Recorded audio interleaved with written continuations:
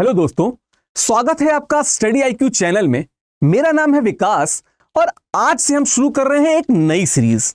ये सीरीज जुड़ी है राज व्यवस्था यानी इंडियन पॉलिटी से, और इस सीरीज में हम बात करेंगे पॉलिटी से जुड़े उन विषयों की जो कहीं ना कहीं पढ़ते हुए किताबों के द्वारा, सिलेबस के द्वारा हम मिस कर जाते हैं। वो कहते हैं ना, रीडिंग बिटवीन द लाइंस। हम उन्हीं तथ्यों को, उन्हीं फैक्ट्स को और उन्हीं थ्योरीज को अलग तरीके से पढ़ेंगे, लेकिन एक पूर्णतः विकसित कालक्रम के तहत।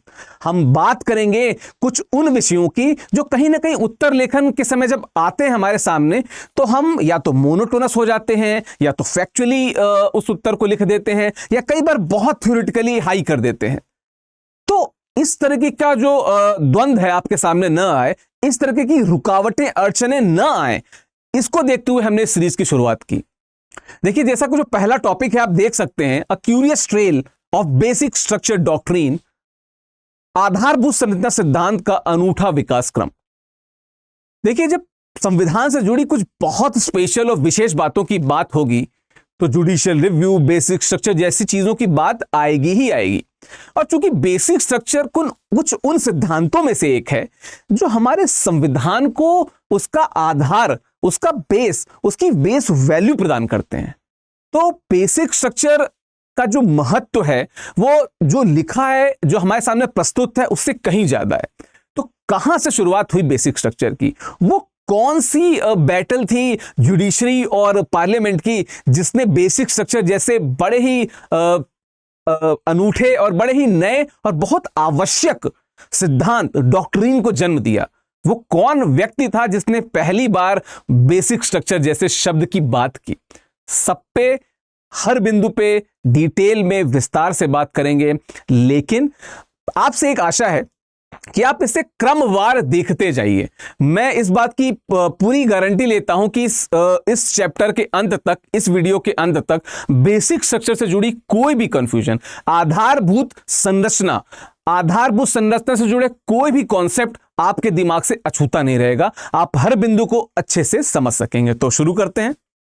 तो दोस्तों, बात है वर्ष 1951 की, और अगर 2 साल, 3 साल, 4 साल और पहले को जोड़ लें तो कहीं ना कहीं 15 अगस्त 1947 को जब भारत आजाद हुआ, हमारे तमाम क्रांतिकारियों, तमाम नेताओं, ज्यूरिस्ट और समाज सेवियों की मदद से जब देश ने पूर्णतः एक स्वतंत्र दर्जे को प्राप्त कर लिया, तो एक जो बात चली आ रही थी 1773 के रेगुलेटिंग एक्ट से कि भारत का, इस देश का संविधान कैसा हो। बात चली आ रही थी कि इस संविधान का प्रारूप कैसा हो। तमाम उपाय किए गए, तमाम समितियां बनी, नेहरू रिपोर्ट से लेकर 1935 का एक्ट, सब इसके गवाह हैं। लेकिन कहीं ना कहीं 26 नवंबर 1949 को जो संविधान हमें अंततः प्राप्त हुआ, वो अपने आप में इतना विशिष्ट था कि आज भी पूरी दुनिया उसके उदाहरण देती है।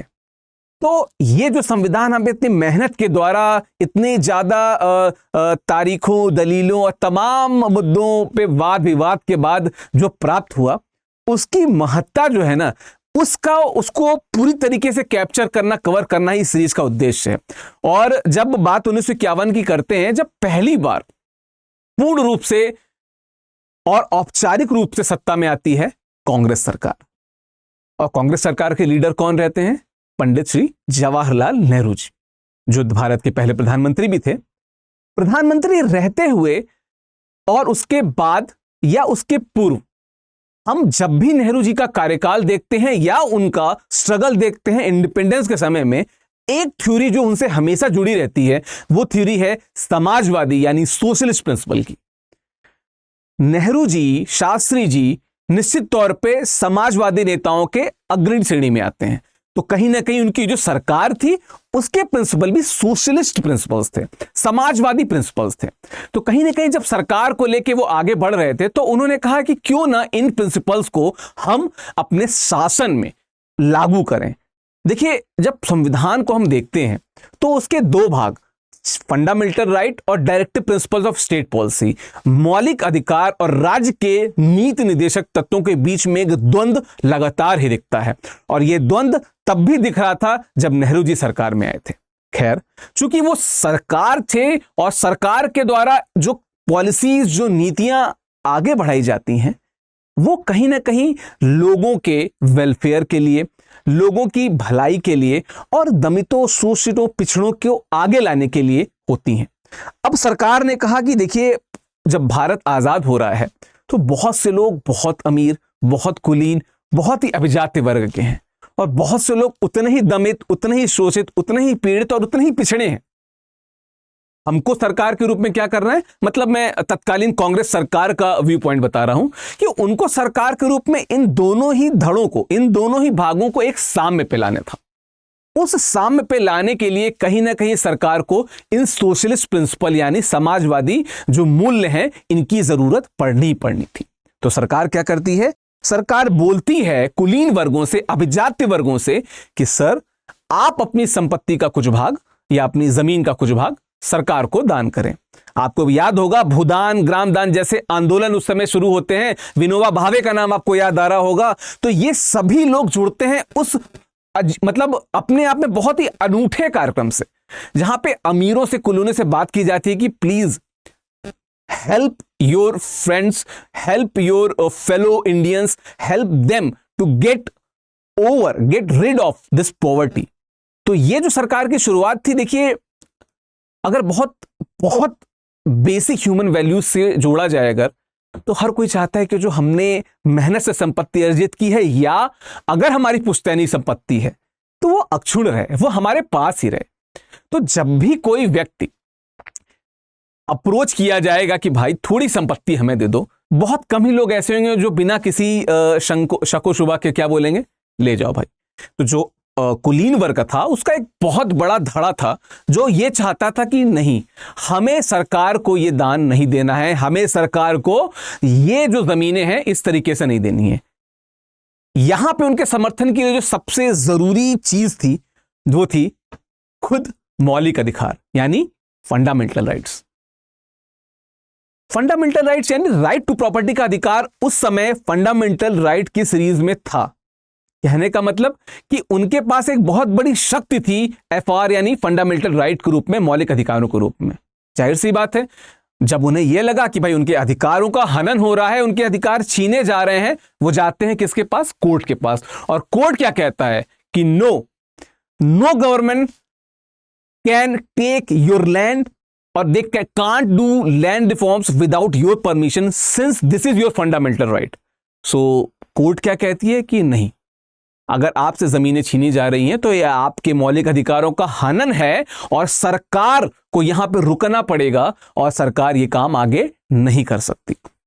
तो अगर हम आगे बढ़े पीपीटी में, तो जैसा लिखा है कि कांग्रेस सरकार हुई, वो उन्होंने समाजवादी लक्ष्यों को आगे बढ़ाने की कोशिश की। उसके बाद क्या होता है कि निश्चित रूप से property owners they went to court since right to property was a fundamental right, जैसा कि हम लोगों ने बात की। आगे बढ़ते हैं। फिर कहीं ना कहीं बात आती है कि एक मिनट, फिर कहीं ना कहीं बात आती है कि सुप्रीम कोर्ट का जो डिसीजन था वो टोटली फैक्ट और स्टैट्यूट बेस्ड था।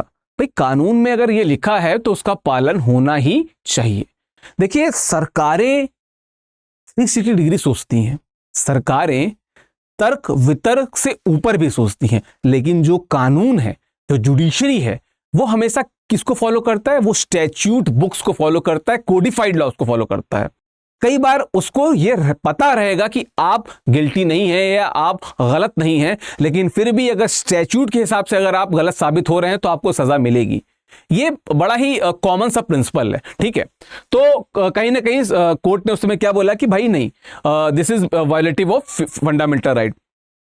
अब चूंकि सरकार अपनी नीतियों को किसी भी हाल में लागू करना चाह रही थी, सरकार चाह रही थी कि भाई हम पिछड़ों की भलाई के बारे में सोच रहे हैं, है ना। अगर आप लार्जर पर्सपेक्टिव देखें तो सरकार चाह रही थी कि गरीबों की, शोषितों की, वंचितों की सहायता की जाए।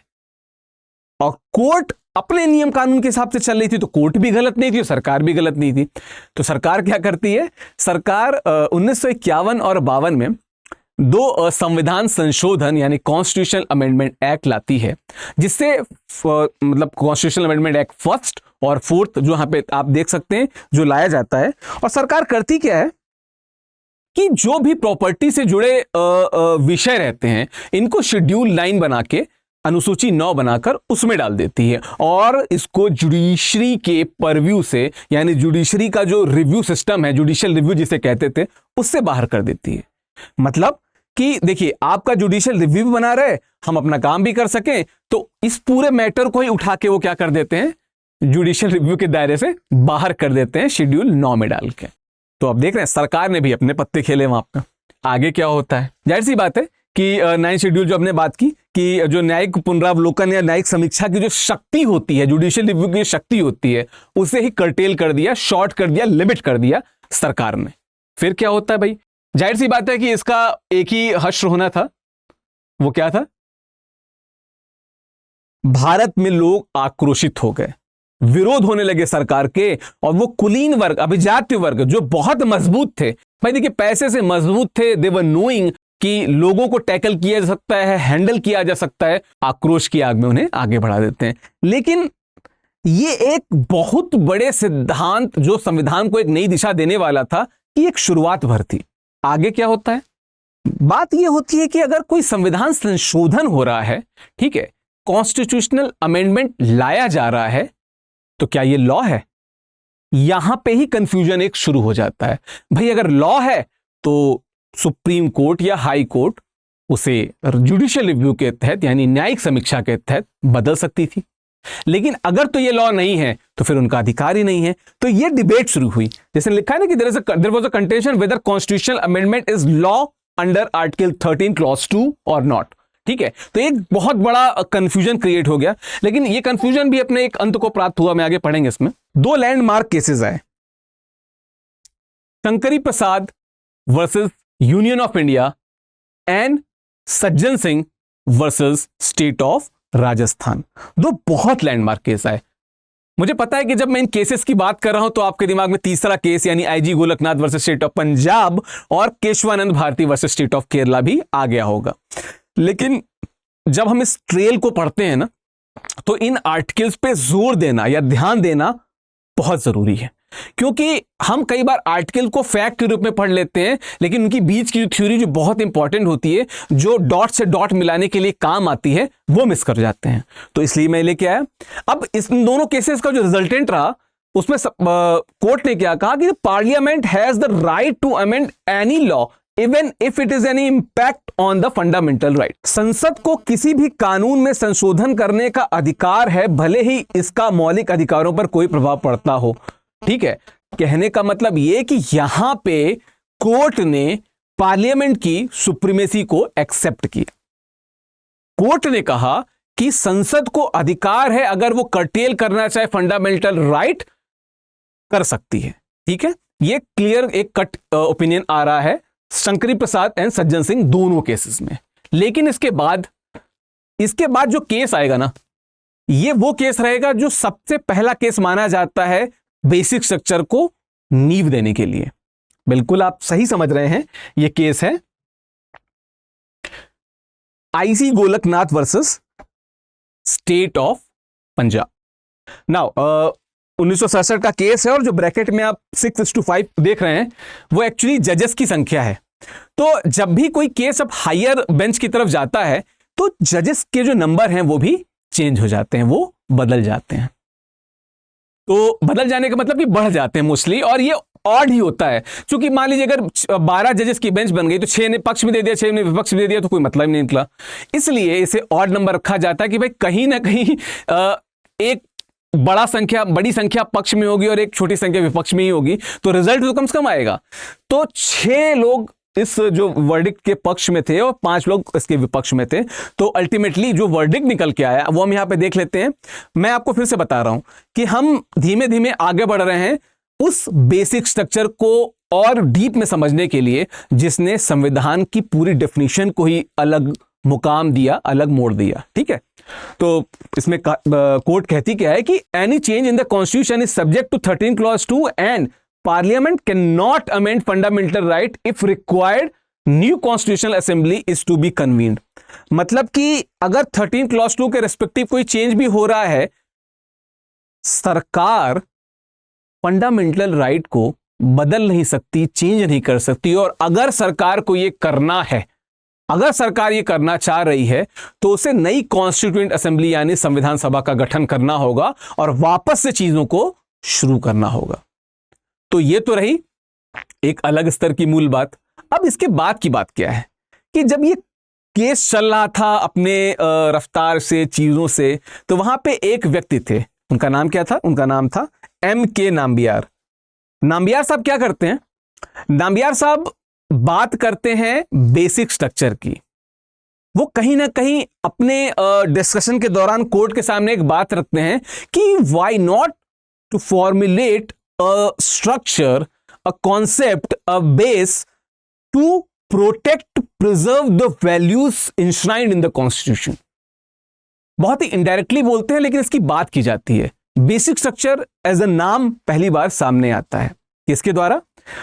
M.K. नाम्बियार द्वारा, जो उस समय अटॉर्नी थे। ठीक है, तो गोलकनाथ में क्या कहा जाता है कि भाई देखो, ऐसे फंडामेंटल राइट आप चेंज नहीं कर सकते, आपको संविधान सभा की स्थापना करनी पड़ेगी। फिर क्या होता है? फिर वहां पे आती है सरकार और फिर से वो आ जाती है किस पे? फ्रंट फुट पे। सरकार कहती है देखो, हम कुछ सोशलिस्ट प्रिंसिपल्स को आगे करना चाह रहे थे, कोर्ट सामने आ गई, जो कुलीन वर्ग था वो सामने आ गया। सरकार ने कहा ठीक है, all okay, now we should go ahead with some new things. What they did, and again उस समय भी वो सही थे, उनके हिसाब से भी सही थे। अगर आप बहुत ही न्यूट्रल होकर देखेंगे तो सरकार कुछ गलत नहीं कर रही थी। वापस से सरकार आती है नए पॉइंट को लेके, करती क्या है कि उस समय जो राजे रजवाड़े थे, जो बड़े बड़े शासक थे, उनको जो शाही भत्ता मिलता था, जो उनका प्रिवी पर्स था, सरकार उस पर रोक लगा देती है। सरकार कहती है भाई हम ऑलरेडी आर्थिक रूप से पिछड़े हुए हैं थोड़े से, हमें आर्थिक रूप से बहुत से रिसोर्सेज की जरूरत है, ऐसे में इस शाही भत्ते का क्या तुक, ऐसे में इस शाही भत्ते का क्या लॉजिक है। सरकार इसके साथ एक और बात आगे रखती है, क्या कि नेशनलाइजेशन ऑफ बैंक, यानी बैंकों का राष्ट्रीयकरण किया जाना बहुत आवश्यक है। अब देखिए, दो बातें हैं, एक है प्रिवी पर्स की, दूसरी है नेशनलाइजेशन ऑफ बैंक्स की। जब प्रिवी पर्स की बात हो रही है तो वो लोग अफेंड होंगे जिनको भत्ता मिलता था, और जब नेशनलाइजेशन ऑफ बैंक की बात हो रही है तो कहीं ना कहीं वो लोग ऑफेंड होंगे जो उस समय बड़े सूदखोर थे। बॉलीवुड की मूवीज में नहीं देखा कि वो एक आदमी है जो पूरे गांव को सूद और उधार देके बैठा रहता है और बाद में बड़ी ही नेगेटिविटी से उसको वसूल करता है। ठीक है, तो कहीं ना कहीं जो सूदखोर थे उस समय के बड़े, जाहिर सी बात है जिनके पास बहुत पैसा होगा वही लेंड करते थे, वही उधार देते थे।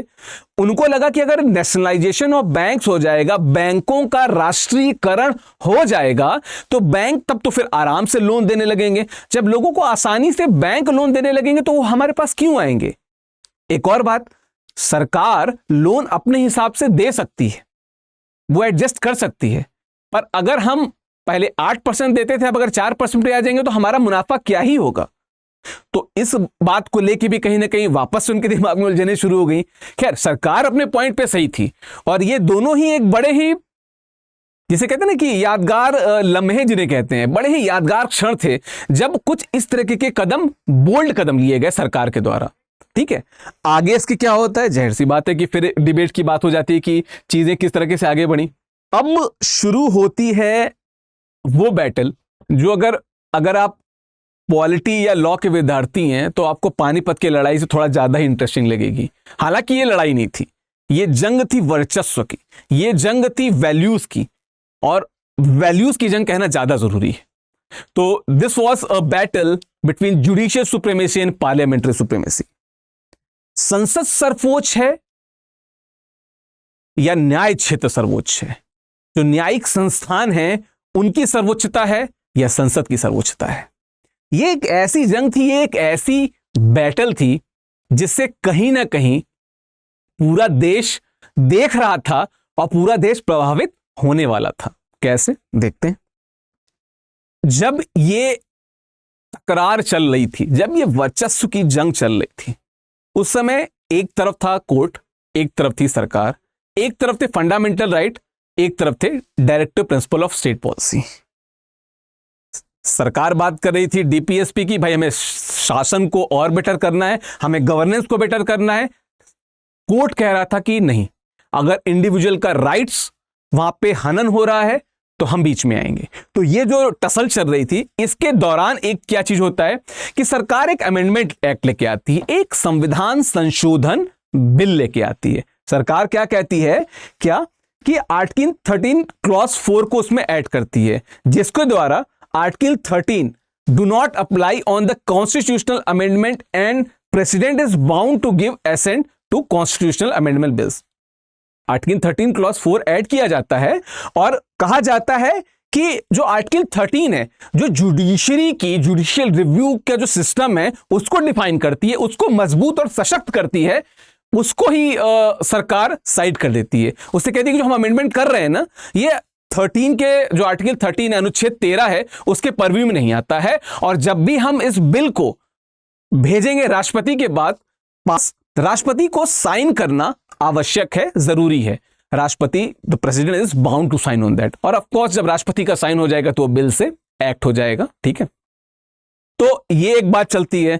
और कहीं ना कहीं सरकार ने इसके द्वारा एक और बात की पुष्टि की कि 39B एंड 39C वो आर्टिकल 14 और 19 से ऊपर है, यानी कि the supremacy of some directive principles over some fundamental rights.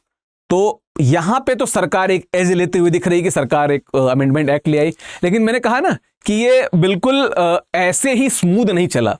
बहुत लॉजिकल तकरारें हुई, बहसें हुई, बहुत लॉजिकल वर्चस्व की जंग हुई। तो आगे बढ़ते हैं, उस पर देखते हैं होता क्या है। उसके बाद आता है एक ऐसा केस, अभी स्क्रीन पे आ जाएगा, मैं उसे लाना नहीं चाह रहा हूं, आप सब अपने दिमाग में सोच सकते हैं। एक ऐसा केस जिसे अगर पूरे संवैधानिक इतिहास में अगर सिर्फ एक केस को कोट करना जाए तो हर व्यक्ति उसको कोट करेगा, वो था Kesavananda Bharati versus state of Kerala act. बिल्कुल 1973 का केस था, और फिर देखिए 7:6 मतलब 13 जजेस की बेंच थी, मतलब ये लगातार आगे बढ़ता जा रहा था और जजेस का नंबर बढ़ता जा रहा था। 7 जज फेवर में थे और 6 जज अगेंस्ट में थे। लेकिन वो किस चीज के फेवर में थे? वो फेवर में थे द बेसिक स्ट्रक्चर और the fundamental framework of the constitution should not be damaged, उसे क्षतिग्रस्त नहीं किया जा सकता है। It can not be emasculated, उसे प्रभावहीन नहीं किया जा सकता है। It can not be destroyed, उसे विनष्ट नहीं किया जा सकता है। It can not be abrogated, उसे निरस्त नहीं किया जा सकता है। It can not be modified, uसे संशोधित नहीं किया जा सकता है। It can not be altered, उसमें बदलाव नहीं किया जा सकता है। Due to the use of the amending power, मतलब संशोधन शक्ति को यूज करते हुए ये काम नहीं किए जा सकते हैं। ठीक है, ये कोर्ट कह देती है। और निश्चित रूप से ये जो डिसीजन है, इतना ब्रॉड डिसीजन है, ये निश्चित रूप से एक लैंडमार्क डिसीजन को पूरी तरीके से अध्यारोपित करता है कि निश्चित तौर पे अगर कोई लैंडमार्क डिसीजन होगा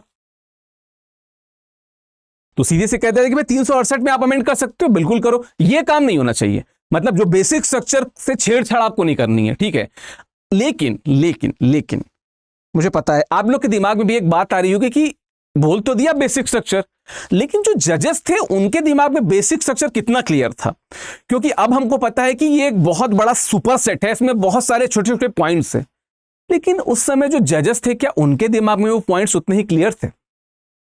क्या जजेस उसी पॉइंट पे अलाइन थे जिस पे इस समय हम लोग अलाइंड हैं? है ना, देखते हैं जजेस का क्या व्यू था।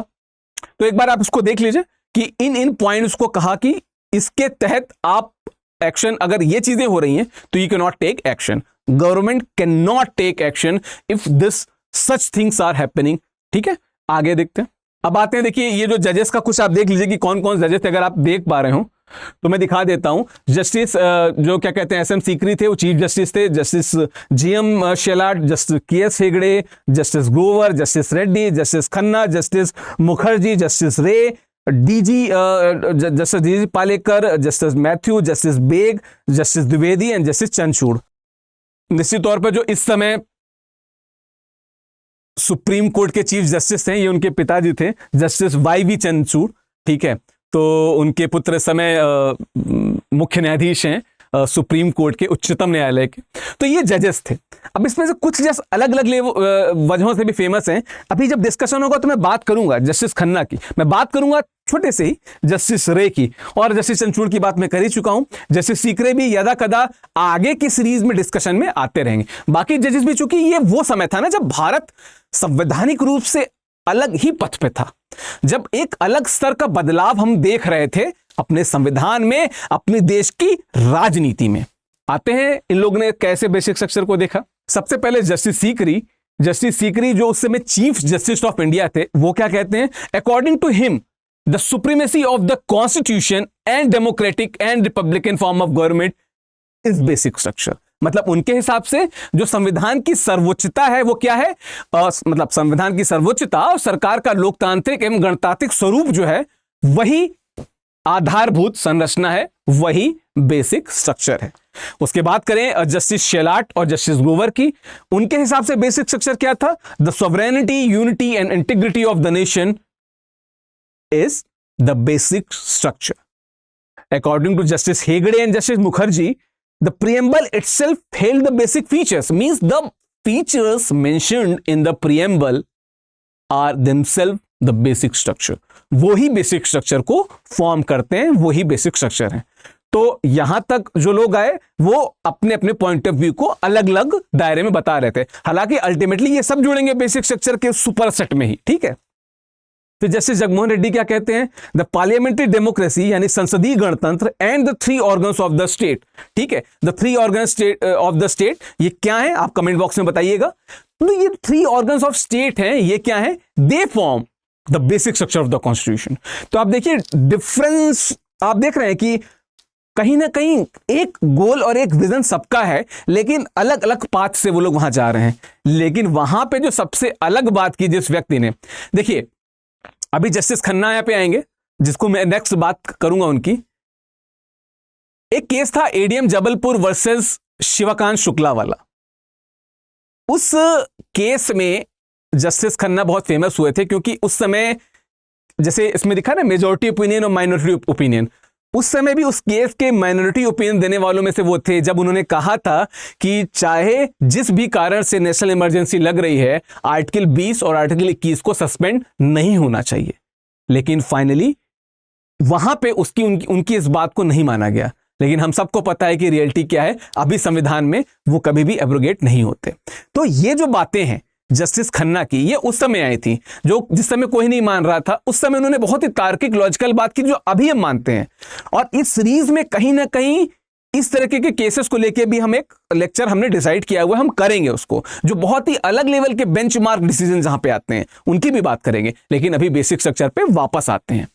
तो जस्टिस खन्ना वो कहते हैं कि भाई ये टसल किस चीज को लेके है? ये टसल सिर्फ एक बात को लेके है कि सरकार कुछ बदलाव करना चाहती है और वो ये भी चाहती है कि कोर्ट उसको रिव्यू ना कर सके। तो उन्होंने कहा जस्टिस खन्ना ने कि क्यों ना इस जुडिशियल रिव्यू के पॉइंट को ही हम बेसिक स्ट्रक्चर में डाल दें और इसे बेसिक स्ट्रक्चर मान लें। वो कह देते, ठीक है। कहते हैं कि he took the balance view that along with democracy and the secularism judicial review is also the part of the basic structure of the constitution. ठीक है, मतलब वो कहते हैं judicial supremacy should stand first. तो कहीं ना कहीं जस्टिस खन्ना ने इन सब चीजों को समराइज तो किया और उन्होंने सबसे मूल बात को पकड़ा। उन्होंने कहा कि जो चीज पेन दे रही थी दोनों ही पक्षों को, उस बात को पकड़ते हैं। और जब जुडिशियल रिव्यू बेसिक स्ट्रक्चर बन जाता है तो कहीं ना कहीं ये बहुत बड़ा रोड़ा खड़ा करता है किसके सामने? सरकार के सामने। तो कहीं ना कहीं हमको जस्टिस खन्ना जी को इस बात के लिए धन्यवाद देना चाहिए। और हमसे क्या मतलब, जुडिशरी ज्यादा धन्यवाद दे रही होगी जस्टिस खन्ना को कि उन्होंने बहुत पते की बात काम के समय की। इसके बाद क्या होता है? इसके बाद एक बड़ा ही फेमस केस आता है। देखिए हम थोड़े से कंक्लूजन की तरफ बढ़ रहे हैं, लेकिन घटनाएं अभी खत्म नहीं हुई, घटनाएं आती जाएंगी और चीजों को और मजबूत करती जाएंगी। लेकिन अभी तक बेसिक स्ट्रक्चर पूरी तरीके से डिफाइन हो चुका है कि बेसिक स्ट्रक्चर क्या है, मतलब उसका जो सबसे मजबूत स्वरूप है वो अभी आ चुका है। लेकिन कुछ बातें और जुड़ी हुई हैं। उनमें से एक इंपॉर्टेंट केस था इंदिरा नेहरू गांधी वर्सेस राजनारायण। अब होता क्या है कि तत्कालीन प्रधानमंत्री इंदिरा गांधी जी चुनाव लड़ती हैं राजनारायण जी के खिलाफ और वो जीत जाती हैं। लेकिन राजनारायण जी ऐसा आरोप लगाते हैं कि इन्होंने सही मीन्स का उपयोग नहीं किया, जो रिक्वायर्ड मनी थी उससे ज्यादा इन्वेस्ट किया। मतलब जो आवश्यक पैसा कोई पार्टी खर्च कर सकती है, कोई व्यक्ति, कोई कैंडिडेट खर्चा कर सकता है, इन्होंने उससे ज्यादा खर्चा किया। ऐसा कौन कहा? ऐसा राजनारायण जी ने कहा। और ये लेके वो चले गए इलाहाबाद हाई कोर्ट के पास में। इलाहाबाद हाई कोर्ट ने कहा कि नहीं भाई, आपका जो पॉइंट है वो सही है। मतलब किसका? राजनारायण जी का पॉइंट सही है। और सही है तो उन्होंने क्या किया? उस इलेक्शन को नल एंड वॉइड घोषित कर दिया।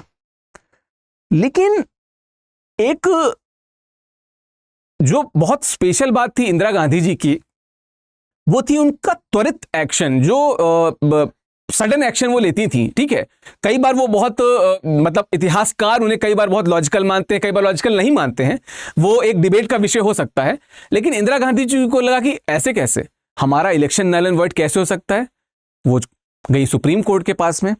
लेकिन अगर आप जुडिशरी से जुड़े हो या उस तरह के लोगों से जुड़े हो तो आपको पता होगा कि ये चूंकि जून के महीने की बात है, तो जून में सुप्रीम कोर्ट में तो छुट्टी रहती है, उस समय उसमें ग्रीष्मावकाश, समर वेकेशन चल रहा था। तो जब ये कोर्ट जाती हैं तो कोर्ट जाके माननीय इंदिरा गांधी जी को पता चलता है कि भाई यहां तो छुट्टी चल रही है, अब क्या किया जाए। अब यहां पे आता है बहुत ही अजीब सा फैसला, लेकिन वो लिया जाता है। इंदिरा गांधी जी कॉल करती हैं तत्कालीन राष्ट्रपति फखरुद्दीन अली अहमद जी को और उनसे कहती हैं कि इंटरनल डिस्टर्बेंस के आधार पे आप घोषित कर दीजिए आपातकाल। आप समझ रहे हैं? मतलब चूंकि इंदिरा गांधी को लगा कि अगर तो ये निर्णय वैलिड हो जाता है तो हमको सत्ता से हटना पड़ेगा, हमारा तो इलेक्शन नल एंड वॉइड हो गया, तो हम सत्ता में बने रहें। उन्होंने राष्ट्रपति जी को कॉल करके बोला कि इंटरनल डिस्टर्बेंस के आधार पे माफ कीजिएगा, आप इमरजेंसी लगा दीजिए। अभी तक भारत में इस तरह का डिसीजन कभी नहीं लिया गया था। इतिहास एक नए पन्ने को पलट रहा था और वो जो पन्ना आने वाला था उसने एक नया अध्याय ही लिख दिया। मतलब आप सोचिए कि आप कहानी का एक मतलब अभी कहानी चल रही है, आप पन्ना पलटते हैं और वो पन्ना पलटते ही नया अध्याय शुरू हो जाए तो क्या ही ऐतिहासिक बात हो जाए। वही होता है यहां पे। होता क्या है कि election of Indira Gandhi was challenged in the Allahabad high court and फिर उसके बाद की बात मैंने आपको बता दी। आगे बढ़ते हैं। हाई कोर्ट ने नल एंड वॉइड घोषित किया, इंदिरा गांधी सुप्रीम कोर्ट गई, लेकिन आंतरिक अशांति यानी इंटरनल डिस्टर्बेंस के आधार पे उन्होंने जो क्या कहते हैं इमरजेंसी देश में लगा दी। ठीक है, अब देखिए नेशनल इमरजेंसी किन किन आधार पे लगाई जा सकती है, आप कमेंट बॉक्स में बताइए कि किस आर्टिकल में मेंशन्ड है। 352 में क्या है, 356 में क्या है, 360 में क्या है। और अगर 356 में कुछ मेंशन है तो 365 में क्या मेंशन है, इन दोनों में क्या डिफरेंस है, आप कमेंट बॉक्स में बताइएगा। तो ये तो केस हमने डिस्कस कर लिया। अब इसके आगे क्या होता है? अब जाहिर सी बात है कि जब उन्होंने इमरजेंसी लगा ली तो पूरा कंट्रोल, पूरी पावर किसके पास पे आ गई? केंद्र सरकार के पास में। चूंकि केंद्र सरकार के पास पावर आ गई तो केंद्र सरकार क्या लाती है? 39वां constitutional amendment act of 1975 and 329A article को उसमें ऐड किया जाता है। और क्या कहा जाता है? क्या कि the jurisdiction of Supreme Court from entertaining the matter of elections, making the elections of President, Prime Minister, Vice President and the Speaker of Lok Sabha unjustifiable in the court of law। Hindi में भी पढ़ दे रहा हूं कि राष्ट्रपति, उपराष्ट्रपति, प्रधानमंत्री और लोकसभा अध्यक्ष से संबंधित विवादों को न्यायपालिका के क्षेत्राधिकार से बाहर कर दिया गया इस अमेंडमेंट एक्ट द्वारा bye inserting this article. And again यह तय किया गया कि इनसे संबंधित विवादों का निर्धारण संसद द्वारा सुनिश्चित किए गए प्राधिकरण द्वारा ही किया जाएगा। मतलब कि इस तरह का कभी भी कोई अगर कंट्रोवर्सी होती है, माफ कीजिएगा, इस तरह का कोई भी कंट्रोवर्सी अगर होती है तो इसका जजमेंट या इसका निर्धारण सुप्रीम कोर्ट या कोई कोर्ट नहीं करेगा। इसका निर्धारण संसद द्वारा चुने गए प्राधिकरण द्वारा ही किया जाएगा। तो ये इस तरीके से चलता है। होता क्या है कि देखिए कहीं ना कहीं again she is challenging to the court. And उसके बाद क्या होता है? 1975 में इन 1975 व्हाट एक्चुअली हैपेंड कि 329A, ठीक है, सरकार मतलब कोर्ट का ये ओपिनियन रहता है कि जो 329A है anyhow it needs to be struck down as it violated the standard of free and fair election. स्वतंत्र और निष्पक्ष चुनाव का जो स्टैंडर्ड था ये उसको वायलेट कर रहा है, which is an integral part of the basic structure. कहने का मतलब कि बेसिक स्ट्रक्चर का जो पहला लॉजिकल तार्किक अनुप्रयोग किया गया वो यहां किया गया. कहा गया कि 329(a) को तो खत्म कर देना चाहिए, क्योंकि जो फेयर इलेक्शन होते हैं, ठीक है, जो स्वतंत्र और निष्पक्ष चुनाव होते हैं, फ्री एंड फेयर इलेक्शन होते हैं, ये तो उसका वायलेटिव है. तो हम इसको कैसे आगे बने रहने दे सकते हैं, है ना. तो यहां पे पॉइंट आता है क्या कि कोर्ट अपना बेसिक स्ट्रक्चर डॉक्ट्रीन को पहली बार तार्किक रूप से इस्तेमाल करती है और बात करती है कि उसको स्ट्रक डाउन किया जाना चाहिए. इसके आगे की बात अगर की जाए तो कहीं ना कहीं 42nd अमेंडमेंट एक्ट फिर आता है. अब देखिए है क्या कि सरकार और जुडिशरी की टसल लगातार चल रही है. वापस से आता है क्या 42वां अमेंडमेंट एक्ट. देखिए हम सबको पता है कि जो 1976 में ये अमेंडमेंट एक्ट आया, ये संविधान संशोधन आया, इसको मिनी कॉन्स्टिट्यूशन यानी छोटा संविधान भी कहते हैं. क्यों कहते हैं, क्या कहते हैं और इसके क्या स्याह या अच्छे पक्ष थे, इस पे भी एक सीरीज का टॉपिक है, हम उसको भी करेंगे. लेकिन पहले अभी जो इस मोमेंट पे जिस बात को हम लोग बात कर रहे हैं क्या कि 42nd अमेंडमेंट एक्ट 1976 के द्वारा सरकार क्या कहती है कि constitutional amendment can't be challenge in the court of law. संविधान संशोधन को आप कोर्ट ऑफ लॉ में चैलेंज नहीं कर सकते. और क्या कहा जाता है, the amendment in the fundamental rights is out of the purview of judicial review. यानी फंडामेंटल राइट्स यानी मौलिक अधिकारों में जो अमेंडमेंट है, जो संशोधन है, वो जुडिशियल रिव्यू यानी न्यायिक समीक्षा के दायरे से बाहर है. और क्या कहा जाता है, the parliament's power to amend the constitution is unlimited. यानी संविधान में संशोधन करने की जो संसद की शक्ति है वो क्या है, असीमित है. आप देख रहे हैं, मतलब नहले पे दहला जिसे कहते हैं कि कोर्ट नहला मारे जा रहा है, सरकार दहला लेके आ जाती है. तो कहीं ना कहीं ये जो टसल है, अगर आप पढ़ेंगे तो बड़ा ही इंटरेस्टिंग मोड पे जाती जा रही है. लेकिन इसके बाद एक और केस आएगा, ठीक है, जो अल्टीमेटली इस डिबेट को नलिफाई कर देगा. हाँ, मैं एक चीज और बता दूं कि जो इसके बाद जो एक बहुत मेजर जो संविधान संशोधन हुआ था, that is the 44th constitutional amendment act, जिसने 42 कॉन्स्टिट्यूशनल अमेंडमेंट एक्ट की सभी बुराइयों को, सभी कमियों को दूर किया. वो हम डिस्कस करेंगे प्रॉपर अच्छे से एक अलग सीरीज के एपिसोड में. अभी आते हैं निश्चित तौर पे, आगे बढ़ते हैं. इसके बाद जो फाइनल कंक्लूडिंग केस आता है वो आता है, भाई मैंने बता दिया कि then there came 44th amendment act. Of course it changed a lot. The negativity of 42nd amendment act was taken away from 44th amendment act. 42वें संविधान संशोधन की सभी नकारात्मकता को कौन लेके साइड कर दिया, किसने, 44वें संविधान संशोधन अधिनियम ने. आगे बढ़ते हैं. आता है इसके बाद एक बहुत ही इंपॉर्टेंट, और मुझे लगता है कि इन सभी केसेस की ट्रेल में सबसे इंपॉर्टेंट केस वो था Minerva mills versus Union of India. ठीक है, मिनर्वा मिल्स बैंगलोर में एक मिल्स थी, उससे रिलेटेड केस है. केस को आप बहुत डिटेल से पढ़ सकते हैं, या जब हम इंपॉर्टेंट लैंडमार्क केसेस का एक हिस्ट्री और उसका जो डेवलपमेंट है डिटेल में पढ़ेंगे तो हम डिस्कस करेंगे. अभी आते हैं केस के जजमेंट पे. इसमें जजमेंट में सुप्रीम कोर्ट यानी कि उच्चतम न्यायालय क्या कहता है कि the parliament can amend the fundamental rights for implementing the directive principles so long as the amendment does not damage और destroy the basic structure of India. उन्होंने कहा नहीं, ठीक है, ठीक है, आप करिए, संविधान संशोधन कीजिए, लेकिन बेसिक स्ट्रक्चर जो है आप उसे नहीं बदल सकते. Do whatever you want to do but you can not, मतलब जो सारे पॉइंट लिखे थे ना कि आप नष्ट नहीं कर सकते, विनष्ट नहीं कर सकते, चेंज नहीं कर सकते, एब्रोगेट नहीं कर सकते, किसको, बेसिक स्ट्रक्चर को. ये एक चीजों को फुल एंड फाइनल रोक लगाती है यहां पे कोर्ट, कहती है कि नहीं कर सकते तो नहीं कर सकते. और एक पॉइंट क्या कहती है, इसके अलावा एक और, मैंने कहा कि एक और डिबेट चल रही थी पैरेलली, जुडिशियल सुप्रीमेसी वर्सेस जो पार्लियामेंट्री सुप्रीमेसी थी वो तो चल ही रही थी. उसके अलावा फंडामेंटल राइट बट डीपीएसपी भी एक डिबेट चल रही थी. वहां पे भी एक फुल स्टॉप लगाते हुए कोर्ट क्या कहती है? कोर्ट कहती है कि Indian constitution is founded on the bedrock of the balance between the fundamental rights and the directive principle of state policy. यानी भारतीय संविधान मौलिक अधिकारों और नीति निर्देशक सिद्धांतों के बीच संतुलन के आधार पर स्थापित है। कहने का मतलब the balance between the fundamental right and the DPSP is the basic structure of the constitution. मतलब फंडामेंटल राइट, मौलिक अधिकार और directive principle of state policy, नीति निर्देशक तत्वों के बीच का जो संतुलन है वही क्या है? बेसिक स्ट्रक्चर है।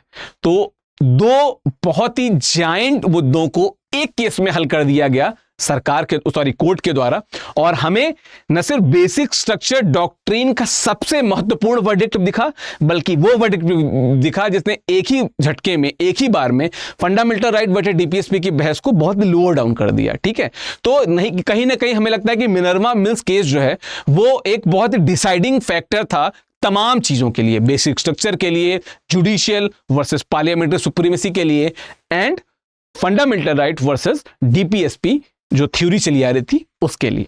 देखिए, एक बहुत जरूरी विषय को एक अलग एंगल लेते हुए आज मैंने टैकल किया है। मुझे ऐसा लगता है कि ये सीरीज आपको अच्छी लगनी चाहिए।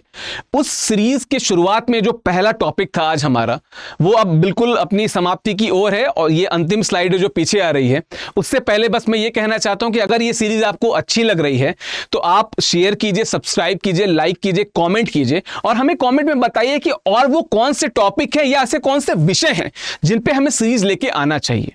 देखिए, स्टडी आईक्यू में एक नई बदलाव की बयार लेके हम आगे बढ़ रहे हैं। हम शिक्षा को अफोर्डेबल तो बनाना ही चाहते हैं, लेकिन शिक्षा में वो क्रांतिकारी परिवर्तन भी लाना चाहते हैं जहां पर आके तमाम संस्थान रुक जाते हैं, वहां पे आके वहीं से आगे हम अपना आशियां बनाना चाहते हैं।